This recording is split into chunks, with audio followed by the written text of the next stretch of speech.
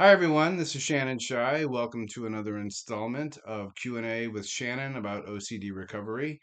Thank you everyone for the questions. Remember that you can submit a question to me. I will try to get to it in due time. You can submit them on Facebook, Instagram, my YouTube channel, or send me an email, shannonshy@gmail.com. So today's question comes to us from Justin.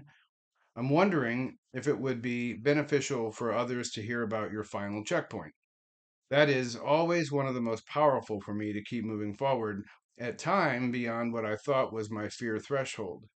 If you think it is too intense for those newer to OCD recovery, I understand that too. So thank you, Justin, for the question. No, I don't think it's too intense for those newer to recovery. It is one of the most helpful things that I did to move forward. And it's something that faces all of us, whether we're newer to recovery or we are well in our way along the recovery journey. So when Justin refers to checkpoint, my strategy consisted of 5 ground rules, which are the things that I would try to do every time OCD tapped me on the shoulder. And each of those ground rules had a checkpoint or two. Checkpoints were something that I would tell myself to help me implement the ground rule. So the final checkpoint, after I had decided I was not going to give in to the compulsion, after I had decided to treat the thought as coming from OCD, I would tell myself, you know what, if I'm wrong about treating this as OCD and not giving in to the thought and compulsion, and the bad thing happens, and someone asks me about it, I would simply say, you know what, I have OCD. And I've been told that if I continue to give in to these compulsions, I would never get better. So do whatever you want to me, right? But I want to get better. People have asked me, are you saying that, you would let your children die, for example, just to recover from OCD? No, that's not what I'm saying. Let me explain.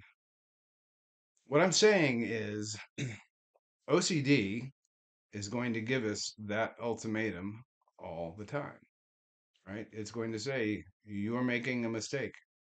The bad thing is going to happen. For me, you know, even if the bad thing happened, I had enough information to go on that caused me to frame it as OCD and to treat it as OCD. And yeah, if the bad thing happened, I would feel eternal guilt and maybe even go to prison. But at least I had enough information to make the decision. And I found out, or I then thought, this is the only way I'm going to recover because I know what happens if I give in. I stay in the hell pit, right? I voluntarily am deciding that I'm going to live a life of a tortured existence. And I couldn't do that anymore. So, yeah, it felt like risk, but I call it the risk of getting better. Trying to get better seemed noble to me versus the choice of just staying locked in my own hell pit. So, this approach, while it's scary, was my best pathway to doing the things that made OCD weaker, to recovery, right? It checkmated the disorder, which is probably the most important point. OCD had no meaningful response to me deciding that I was going to take the risk of getting better. So, chew on that. Uh, I hope you find these helpful and insightful. I did recover. I did fully recover. So keep the questions coming. Thank you. Have a great day. It's Palm Sunday, by the way. So have a blessed Palm Sunday.